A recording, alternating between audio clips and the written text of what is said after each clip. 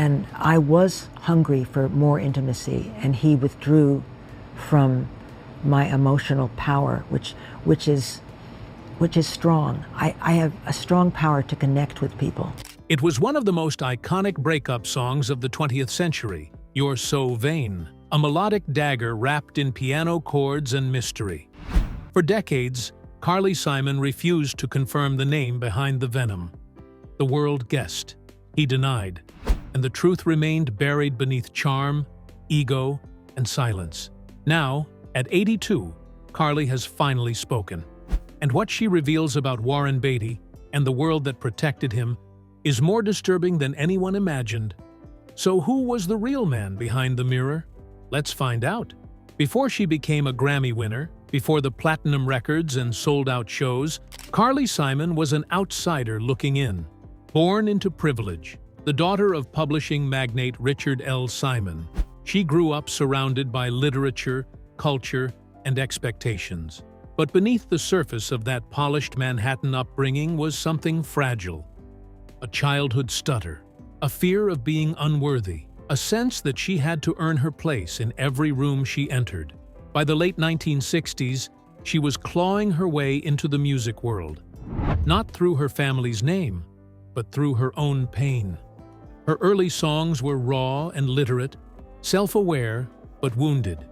She didn't sing to you, she sang at herself, like a confession you weren't supposed to hear. That vulnerability was part of what made her magnetic, and it's exactly what Warren Beatty noticed the night they met. It was 1971, at a dinner party in Los Angeles. Carly was visiting from New York, still shaken from a breakup with fellow musician Cat Stevens. Warren, then at the height of his fame, was the center of gravity in any room. He could disarm you with a joke, seduce you with silence. When he turned his attention to Carly, it felt like validation, like a rival. To her, he was charisma incarnate. To him, she was the next song in his endless playlist of beautiful, broken women. The kind he didn't love, but collected. The kind he didn't stay with, but left humming his name. And so began a relationship built not on trust, but on timing. A brief, incendiary moment between a rising artist and a man who never stopped performing. In the months that followed, Carly found herself caught between euphoria and dread. Warren Beatty wasn't a steady flame. He was a spark that flared and vanished. One moment he was whispering promises in her ear. The next, he was gone for days. She wrote Anticipation while waiting for him to show up to dinner. Their relationship was rarely defined, and that was by design. Beatty thrived in ambiguity. He loved hard, but only when it suited him. For Carly, who was still discovering her voice as a woman and an artist, the emotional whiplash was exhausting. Still, she convinced herself that this was the cost of greatness, that if she could endure it, she might finally become the woman she was trying to write into existence. Meanwhile, Warren's infidelities weren't just rumors, they were realities. He was seen with actresses, models, and socialites, and he never lied about it. He didn't need to. His absence was explanation enough. Carly's creativity surged. Her heartbreak sharpened her instincts. In the studio, she began crafting lyrics that disguised truth as irony, pain as sophistication. Songs like Legend in Your Own Time and The Right Thing to Do weren't just art. They were therapy. Weapons she could wield without ever raising her voice. But with each verse she wrote, she lost more of herself. Her identity blurred under the weight of his. And as her career soared, her private life crumbled behind the polished liner notes. The betrayal came quietly. A phone call unanswered. A message passed through a mutual friend. A party invitation Carly was never told about. When she finally learned who Warren had been spending his nights with, it didn't come as a shock. It came as confirmation. The woman was someone Carly admired. Another musician, known for her depth, her defiance, her voice. They'd shared stages and songs, and now they were sharing Warren.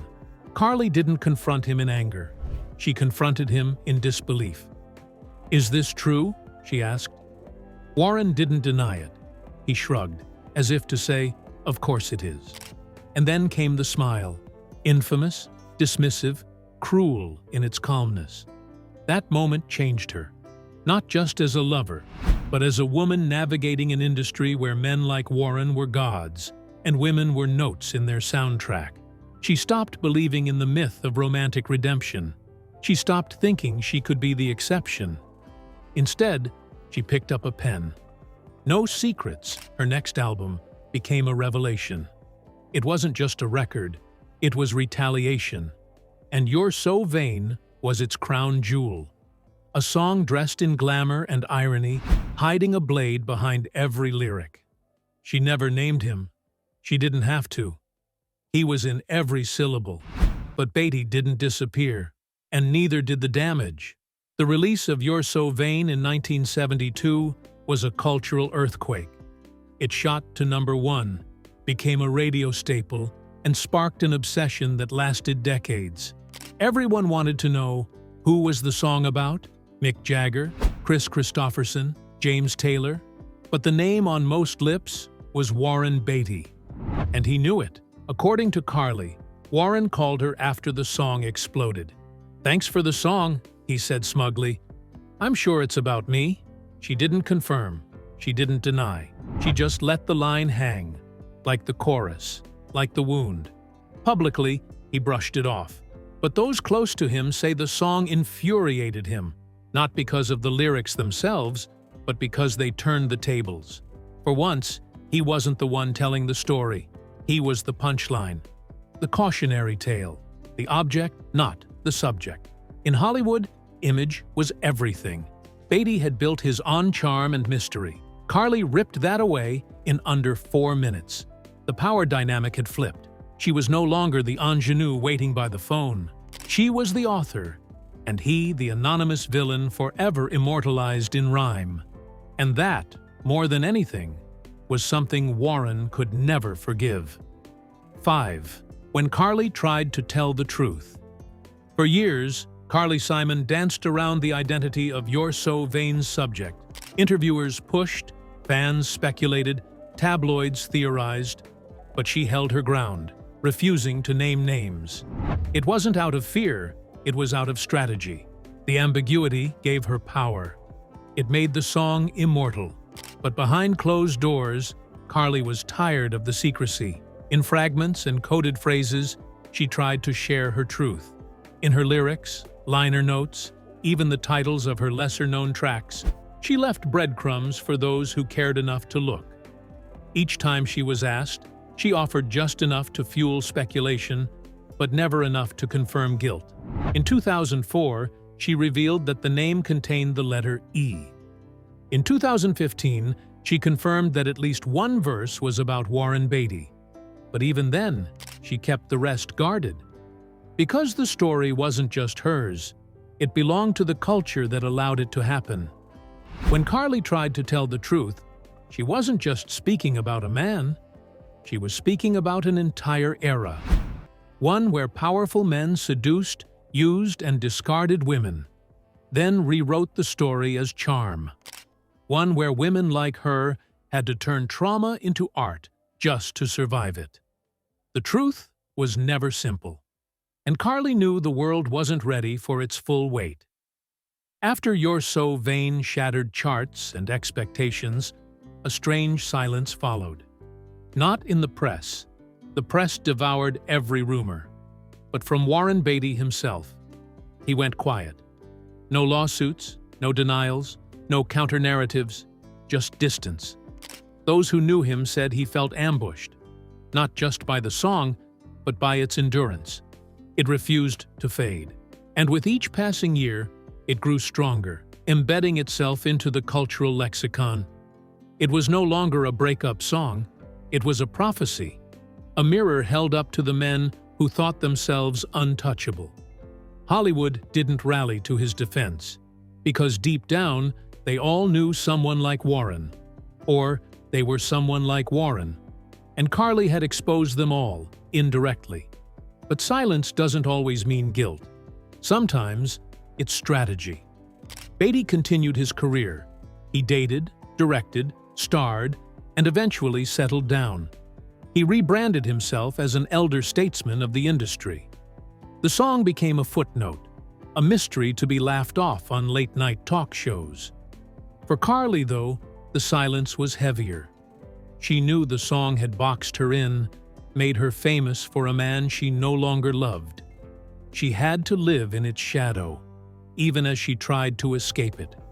Because once the world thinks it knows your story, it stops listening for the rest.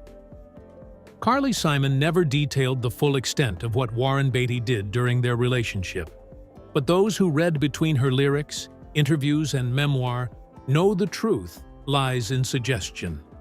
It wasn't just about cheating, it was about control, emotional manipulation, the subtle power plays that don't leave bruises, only silence. He'd disappear for days, then reappear as if nothing happened. He'd charm her in public, then undermine her in private. He praised her talent, but with qualifiers, you could really be something, as if she weren't already. He made her feel seen, but only through the lens of his desire. And when that desire waned, so did the attention. In her memoir, Boys in the Trees, Carly describes her self-worth crumbling under the weight of his mixed signals. She stopped trusting her instincts. She second-guessed her art. She even questioned whether she deserved the success her voice had earned. That kind of damage doesn't come from cruelty. It comes from charisma used as a weapon. Friends told her to leave. She eventually did. But the emotional residue lingered. Because Warren Beatty wasn't a monster. He was worse. He was adored. And when someone adored by the world makes you feel small, there's nowhere left to go but inward. And that's where Carly Simon stayed for far too long. Carly Simon was never formally blacklisted. No memo was sent, no contracts torn. But in the quiet hallways of record labels and Hollywood studios, her name became inconvenient. Not dangerous, just difficult. Not unhireable, just uninvited.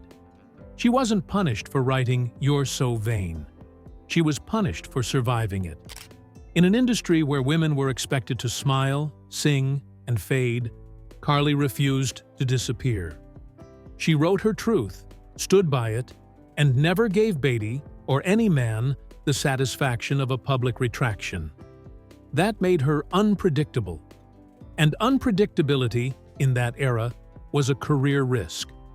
While male artists with lesser talent were handed tours and top billing, Carly found her invitations fewer, her budgets tighter.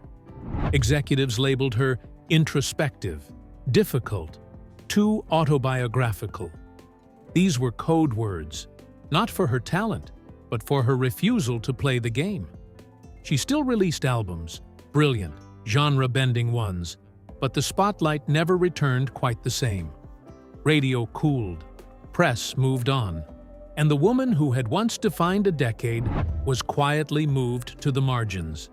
It wasn't censorship. It was containment. Hollywood doesn't blacklist with paperwork. It does it with absence. In 2024, during a rare podcast interview reflecting on her legacy, Carly Simon finally said it aloud. Yes, part of You're So Vain was about Warren Beatty. And yes, he deserved it.